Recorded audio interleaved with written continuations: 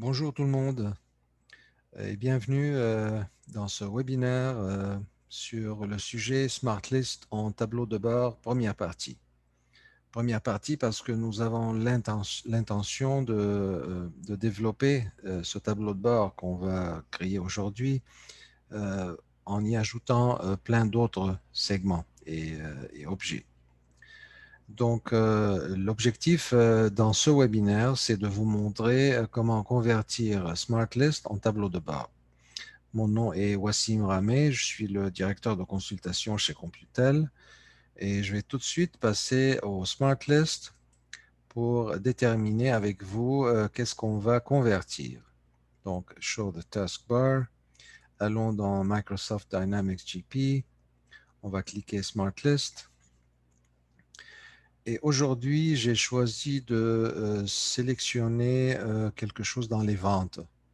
Donc, Sales Line Items qui contient toutes les lignes de vente. Ça, c'est la Smart List. Et toutes celles-là sont aussi des Smart Lists, mais ce sont des Smart Lists qui sont dérivées du parent avec des critères. Par exemple, ici, les premiers 1000 enregistrements où la quantité différée est plus grande que zéro. Aujourd'hui, on va bâtir celui-là.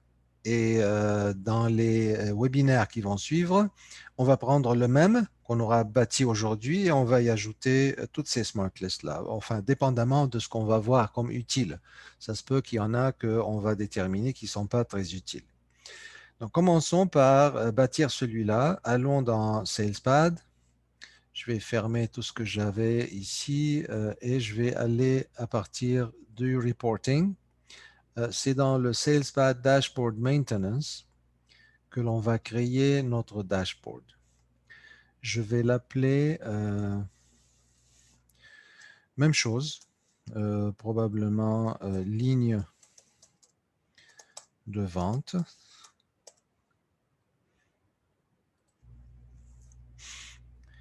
Et je suis obligé de spécifier un dataset, comme vous voyez ici. Non parce que je dois l'utiliser, je peux ne pas l'utiliser, mais le système oblige à sélectionner un, donc c'est pas grave, on va sélectionner un. Et on peut pour l'instant ignorer ces deux champs-là, begin date et end date, parce que de toute façon, je ne vais pas utiliser ce dataset. Donc, la ligne de vente est choisie, je clique Design, ce qui m'amène à la fenêtre Dashboard Designer. Vous voyez, c'est celui-là dont je vous ai parlé. Il est là. Si vous voulez le garder, vous le gardez. Ça ne dérange pas. Si vous voulez l'effacer, le supprimer, vous pressez Delete. Mais moi, je ne vais pas le faire. Je vais juste créer un nouveau data source que je vais appeler ligne de vente. Et ligne de vente, ça indique les différentes lignes dans les documents de vente de Microsoft Dynamics GP. Étant donné qu'aujourd'hui, c'est le premier webinaire dans la série, je vais juste passer quelques moments pour vous expliquer rapidement qu'est-ce que ça veut dire, ça, les data source type.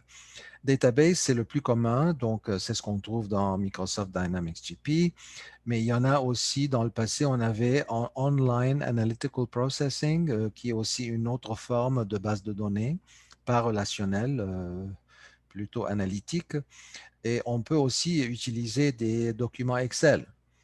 Si par exemple, il y a quelqu'un qui est responsable d'un certain département ou d'une certaine fonction et qu'il est en train de la mettre à jour dans Excel, on peut toujours utiliser ces données. Il y a d'autres formes qui sont un peu plus avancées, mais on ne les voit pas très couramment. Donc, on peut oublier tout ça pour l'instant, juste savoir que vraiment le système est prêt pour accommoder n'importe quel format de données.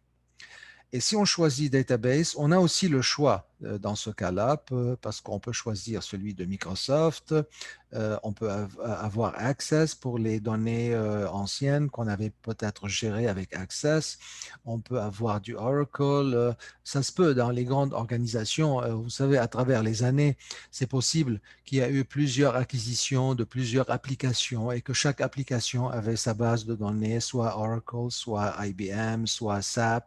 Donc, on peut tout choisir. Pour l'instant, pour notre exemple, c'est juste Microsoft SQL Server, qui est la base de données de Microsoft Dynamics GP. Et je vais un instant changer pour l'anglais pour ne pas avoir des surprises sur le clavier. Donc, je vais sélectionner une instance de SQL Server que j'ai construit pour les démos et je vais choisir tout. Tout, c'est le nom technique de la compagnie Fabricam. Si vous êtes familier avec cette compagnie, ce qui est la compagnie de test de Microsoft Dynamics GP. Donc, je sélectionne ça. Ensuite, le système me demande de créer une query. Je suis un usager ordinaire, donc je ne sais pas créer un query. Donc, je clique Query Builder. Et en cliquant Query Builder, le système va me montrer toutes les tables et les views. Voilà, ça, c'est très cryptique, je ne les comprends pas. Seulement, ce qu'il faut noter, c'est la chose suivante, c'est que dans votre installation de Dynamics GP, toutes les smart lists que vous voyez ici sont en fait reliées à une table virtuelle qui s'appelle View dans SQL, qui a le même nom, mais sans l'espace entre les mots. Et je vais vous démontrer ça. Allons ici. Je cherche quelque chose qui s'appelle, voyons, c'est quoi? Sales Line Items. C'est le parent qui compte, pas cela. C'est le parent, Sales Line Items. Donc, je vais cliquer n'importe où ici et commencer par taper Sales Line jusqu'à ce que le système le trouve. Donc, il l'a trouvé. Donc, je clique dessus. Ensuite, je double-clique pour avoir les différents champs qui sont dans cette view. Maintenant, une fois que j'ai tous ces champs d'information, je dois sélectionner qu'est-ce que je veux pour mon dashboard, pour mon tableau de bord. Bien sûr, j'ai besoin du customer number, qui est le numéro client. Et une fois que j'aurai trouvé quels sont les clients pour qui on a des commandes en différé, c'est important de savoir aussi quels sont les items qui sont en commande différée. Aussi, bien sûr, j'ai besoin des quantités en différé. Dans la version anglaise de Microsoft Dynamics GP que je suis en train d'utiliser actuellement, ça s'appelle Quantity to Back Order. Je ne peux pas vous dire si vous êtes en train d'utiliser la version française. Je ne peux pas te dire exactement, j'ai oublié comment ça s'appelle, mais probablement c'est quantité en différé. Donc, vous allez la trouver, mais de toute façon, pour le besoin de cet exercice-là, elle est là. Quantity to back order, elle est là. Donc, ça, c'est la quantité que je veux regarder. Et bien sûr, aussi, finalement, la date requise du client, parce que j'aimerais quand même comprendre combien mon organisation est efficace. C'est quand que le client a demandé qu'on lui ship, qu'on lui envoie les items et comparer ça avec la date d'aujourd'hui pour voir est-ce que vraiment on est très en retard ou pas en retard. Donc, j'ai choisi les 4 champs suivants. Customer number. Bien sûr, ici, je peux indiquer les noms que je veux. Numéro client. Ici, c'est le numéro item. Ici, c'est la quantité en différé. Excusez les accents parce que j'ai passé ici à English, mais si vous insistez, on peut faire ça.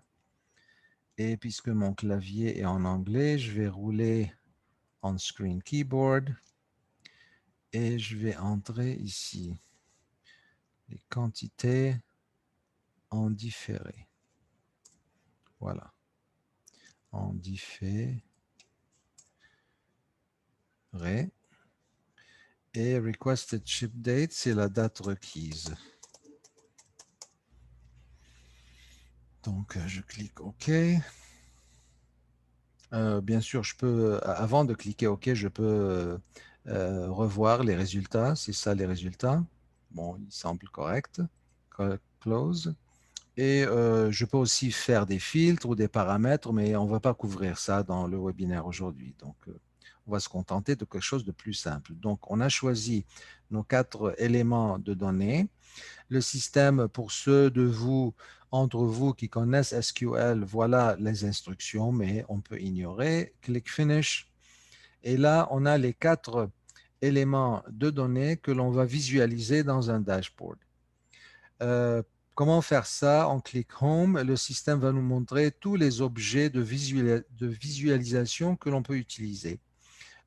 Probablement, la chose la plus simple serait un chart. Donc, je vais cliquer Chart et je vais commencer à peupler mon chart, c'est-à-dire à mettre les informations que je veux.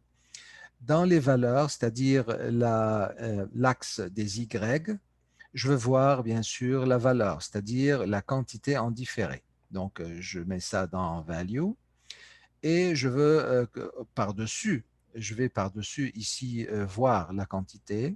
Donc, je clique sur cette icône-là et je choisis ici la valeur, Value. Donc, OK. Le système, par défaut, à chaque fois qu'il rencontre un nombre, il le considère comme une valeur monétaire, mais j'ai besoin de lui dire dans ce cas que ce n'est pas une valeur monétaire, c'est une valeur ordinaire. Donc, c'est 12. Donc, je sais maintenant que le total de mes quantités en différé sont 12 dans la base de données que j'ai. Maintenant, il faut distribuer ces quantités. Il faut voir comment elles sont distribuées par client. Donc, je mets le numéro client dans les arguments, qui est l'axe des X, et je mets aussi le numéro item, parce que je veux aussi voir par client quels sont les items. J'ai beaucoup de données et c'est pratiquement illisible. Donc, ce que je vais faire, je vais les, euh, les résumer. Je vais les résumer par un feature qui est très intéressant qui s'appelle Top N. Top N, ça veut dire les 5 ou 6 ou 4, vous choisissez les plus grands et je veux mettre toutes les autres dans un seul bucket, dans un seul groupe qui s'appelle Others. Donc, je clique OK. Maintenant, je vois, mais il y a toujours beaucoup de données. Donc, ce que je veux faire pour éliminer, pour le rendre plus visible, c'est implanter la fonction drill down. Quand je clique drill down, le système va résumer toutes les commandes en différé. Il va les résumer par client et ensuite me les montrer par item. Donc, vous voyez, par exemple, le client central a 6 en commande, en arrière-commande, en commande différée. Et si je clique ici, il va montrer quels sont les items. Donc là aussi, j'ai plein de données inutiles. Donc je vais les résumer aussi avec le top N, qui est le enabled, ça veut dire activé, et top 5. Et je veux voir les autres aussi comme ça. Donc maintenant, Central A6, je clique. Ils sont entre 4. Il y a 4 items que Central a commandés qui sont en différé. Et Alton, il a 5. Donc finalement, pas besoin d'aller voir plus que 5 dans le top N. Voilà, 5, ça suffit. Et si dans les clients, je trouve que Lawrence, c'est 0. Donc, pas besoin. J'ai juste 2 problèmes dans mon cas actuel, j'ai 2 problèmes avec Central et Alton. Donc, je veux réduire la taille de mon dashboard parce que n'oubliez pas qu'éventuellement, on va arriver à un dashboard qui contient toutes les smart lists que l'on a vues dans ce cas, dans le cas de Dynamics GP. Laissez-moi enlever ça parce que ça prend de l'espace. OK, je reviens ici. Et je vais me contenter de 2. Pas besoin de 5. Je réduis ça à 2 et j'enlève le Others. Je n'en ai pas besoin. Maintenant, c'est bien. Je vois que là, je peux faire le drill down. Je vois les 4 items commandés par Central. Et ici, je vois les 5 items commandés par Alton. Et ce qui reste à voir, c'est bien sûr la date requise, parce que je suis intéressé de voir c'est quand que ces clients ont demandé à ce qu'on leur envoie la marchandise. Donc, où je peux mettre la date requise, essayons de la mettre ici pour voir si ça a de l'allure. Non, non, ça ne me dit rien. Donc, je vais l'enlever. Je vais probablement le mettre dans la série. La série, c'est une 3e dimension. Ça, c'est une première. Ça, c'est une 2e. Et 3e dimension, elle est là. Donc peut-être la troisième dimension m'arrange, surtout que je peux me débarrasser de cette ligne.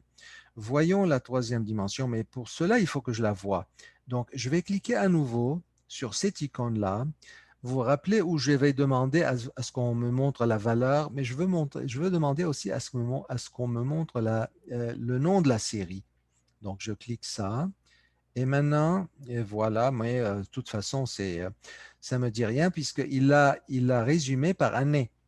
Alors, je ne veux pas qu'il la résume par année. Je veux probablement savoir exactement la date, day, month, year. Donc maintenant, je vois que, oui, ça a de l'allure. Donc, le 12 avril 2027, Central a commandé 6 et ces 6 étaient distribués comme cela entre ces 4 produits, mais qui n'étaient pas disponibles dans mon inventaire, dans notre inventaire. Donc, ils sont en différé. Et la même date, bon, excusez, les, les dates de la compagnie Fabricam sont toutes pareilles, elles sont toutes le 12 avril. Et je clique sur Alton pour voir quels sont les items que Alton avait commandés. Voilà les items que Alton avait commandés. Maintenant, ça a de l'allure.